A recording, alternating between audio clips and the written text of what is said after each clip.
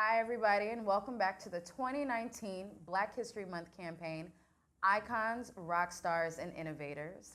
I am the co-host and co-producer of Mixed Company Podcast, as you know, and we're doing this in conjunction and partnership with the Advertising Club of New York. So today I have a true legend, a true innovator, a rock star, and an icon for the industry. I'm here with Mr. Bernard Bernie Drayton, who we will continue to call Mr. Bernie. Bernie, how are you doing today? I'm fine. Thank you so much for being here. I'm sure you're busy. Oh, all the yeah, right. All the time? Yeah. No, I just try to stay moving. Good. You know, I mean, some of my older friends, I got friends that like in their 90s, and their advice is just keep moving. All right. Well, that's good advice for all of us. So I stay moving. Amazing. Well, thank you for joining us. I'm actually really looking forward to our conversation. As you know, we are earmarking the golden era of Black advertising, which we have decided or have talked about being the late 1960s to the early 1990s, because we really want to get an idea of, all of the innovations and all of the people that deserve their recognition and celebration this February, which is Black History Month. Right. So before we even get into that, I want to hear a little bit more about you, your story, and your journey. Can you tell me about how you got into this business, and where did you stop? Well, like I said, when I was growing up, I was in high school, and I was playing trumpet. And I thought I was either going to be like Lee Morgan or Miles Davis, and I was cool. I had my So you were shades cool. on. You were cool, please. dude. And things evolved. My daughter was born in my last year of high school. My trumpet was stolen. I had to find a gig, So along the way, I discovered photography was another area that I had some creative skills in. And so I was pursuing that for a while. And Roy DeCarava, who I thought I was going to be, he or either, who's the brother from Time Life. Okay. And he's the one that was mentoring me and said, your photography's okay. He said, but, your heart is in music. And you need to pursue that, So before you commit to this photography. Okay, he was like, you're a good photographer, but I have a better idea for you. Okay. And so I had a friend from Brooklyn, a brother who was in the industry as a producer, full producer at, I think, Gray Advertising at the time, named Ray Johnson.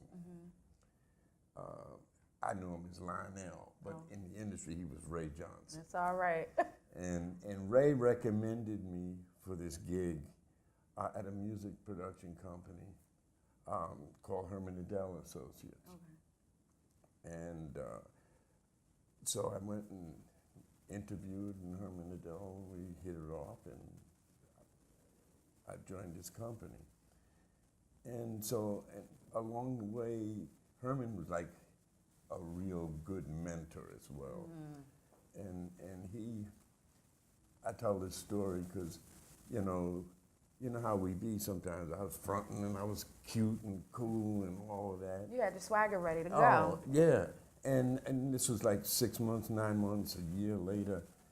And he's one day said to me, I want you to come and sit this evening and sit down and we got to talk. I said, okay. So I went in and sat down with him. And he said, you're really good. He said, you're better than me and I'm good. He said, if I didn't think you were bullshitting yourself, I would fire you. And began, to give me some insights into all of that commentary. He told you about yourself a little bit. Yeah, but it was, man, one of the best things that happened for me, man, because the rest was history after that, And he was always there, and that's why, when people, what are these programs? And not the diversity thing, but when they hire people with a preference, what do they call that? When they hire people with a preference? Yeah. Talking about affirmative action? Yeah, affirmative Okay. action. I mean, that's what true affirmative action is about. You know, it's Got like it. you just can't, okay, give somebody a shot and throw them in the pool, and you know, if they can swim, okay. If not, they just go. You know? Sounds like my career. You know, it's that's why I believe in mentorship. Yep. You know, I think that's really important and as well. yeah, and throughout everything that I've done, I've had good mentors. You know, good people giving me some guidance. Definitely. On the topic of mentorship, I know a lot of multicultural agencies have been mentioned as we've been putting together this content series, recognizing that a lot of mentors have come out of those agencies. Can you tell us a little bit about why do you think agencies like Burrell and Uniworld have been able to sustain so long in this industry and create an atmosphere of mentorship for a lot of today's leading Black advertising professionals? Well, the only one I can speak to today that I'm really in touch with is some of the Burrell people, and maybe Carol H. Williams. People don't mention that sister a lot, you know, and she's still an independent agency, you know, and we all benefited by help from other people, you know. My only thing with when I would bring young guys on, my only thing to them, commitment-wise, was that you pass this on to worthy people. You know, I don't want anything else. I'm not looking for anything else. Just do good work, and then when you have an opportunity, pass it on. Reach back, right? Yeah. And I didn't get too much mentorship from the agencies. You know, as a matter of fact, I brought more to them than I got from them in terms of that. You know, had great people I worked with.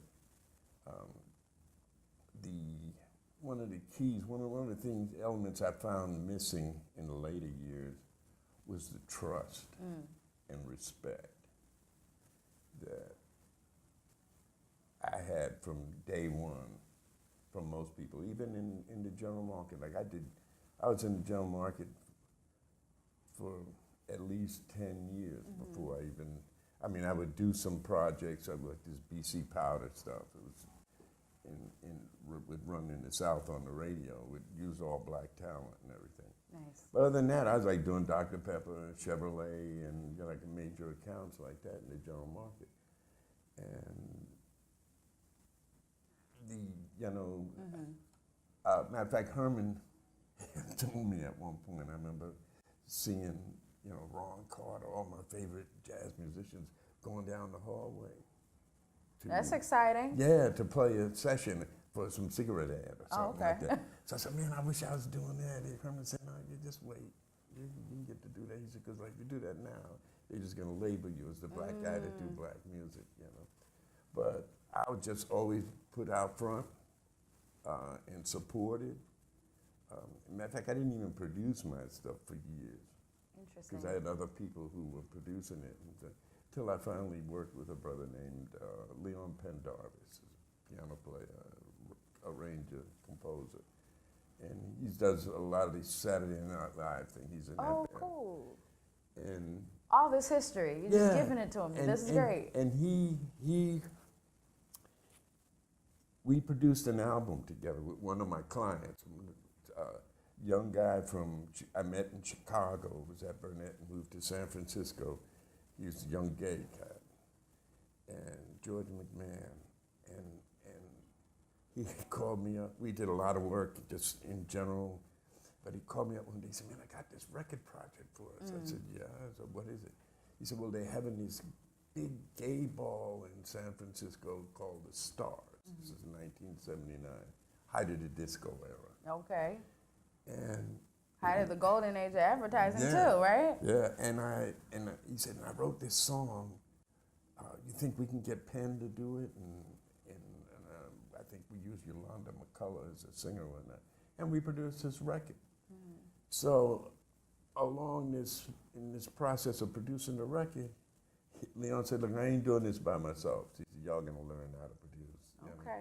And it just fine-tuned my production things, and I was like, shit, I could do this. Now you can do all the things. Yeah, you know, I said, what made me think I couldn't, you know? It's funny that you mention general market because there are quite a lot of people that have only general market experiences, and particularly being of color and young in the business, we find it oftentimes challenging to navigate that side of the business.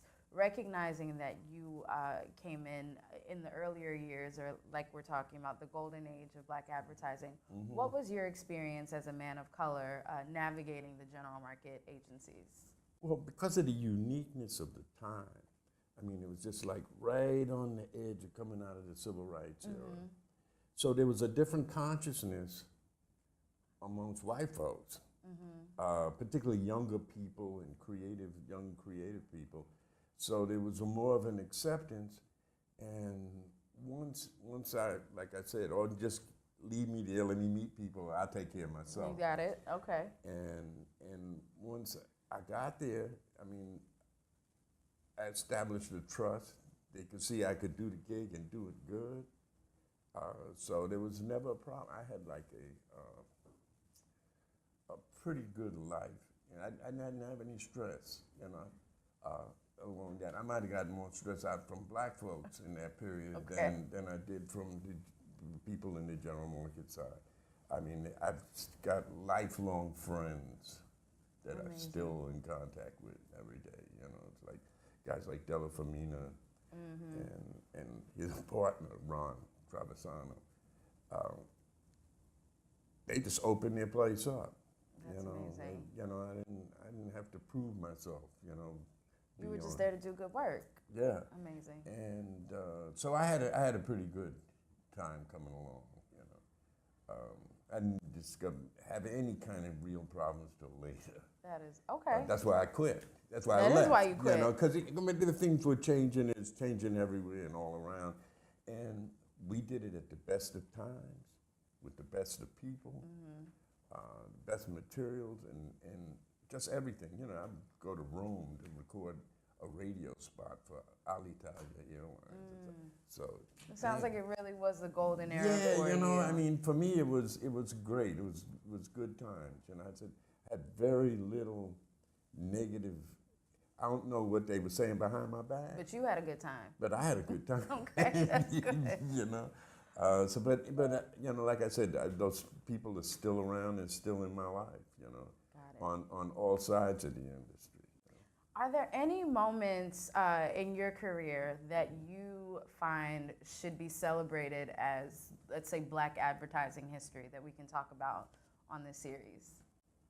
Oh, there's a couple of instances, you know. And it's like my three best places that I've worked were like, once I made that transition, I consciously made this transition because it was available now, and it was doing music that I loved just naturally. Was like the Uniworld experience, the Burrell experience, and the Carol H experience. And they each were different, you know, because it's different creatives, different approaches, and all that. But the one prevailing thing that in our work relationship was love, trust, and respect, which, you know, I was part of the team. You know, I just didn't come in to provide you with this thing, you know. Valerie would call me up and say, hey, B, we got this thing I'm thinking about, you know, why don't you come down and see what you think about it? You know, we kicked some ideas around, and, you know, it all worked with the music, and so it was that kind of relationship, right. and we all loved what we did. Sounds like family, really. Yeah, and you know, because I called the creative side of advertising the last vestige of commissioned art. Okay, all right. Yeah, because it was, you know, it used to be the king going to Hondo, give me some water music, you know, so, but now it's like Dr. Pepper and Chevrolet and Burger King. Big brands. You know. Okay. So, I mean, I had a really good time. You know. It sounds amazing. Yeah. extremely jealous right now, so thank you. And they, you know, and I don't think, just from what I see on the air, I wouldn't want to be doing it because it's like shallow, so much of it. Got it. And I'm tired of seeing Negroes dancing lately. You know, you know, if he's doing a spot, you know. People do other things. People of color have other talents. I Yeah, hear you. you know, it's We're like smart. that's like, you know, the minstrel show all over again, you know. But that's from not having, hopefully, not having any black input, you I know, hear or you. cultural input. Which is why we need more diversity. We Yeah. need more people that can see Yeah. people of color in a different light and Right. in a different perspective. Because people wouldn't wind up in trouble and the problems that they have from, oh, we didn't know that. Yeah, but if you had that sister in there writing the She spot, would have told you. she would have told you. Don't do that. You know, just at least have her in the room. You know. Some cultural quality Yeah. assurance. Yeah, Got it. Right. Amazing. Well, Mr. Bernie, thank you so much for being a part of this series. It has been nothing short of a nostalgic trip down memory lane that I only wish I could have been there to experience, but I definitely want to try to bring more of that trust into my own experiences in this business. And thank you all for continuing to watch this series of Icons, Rockstars, and Innovators, and we will be back with more. Thank you. Bye-bye.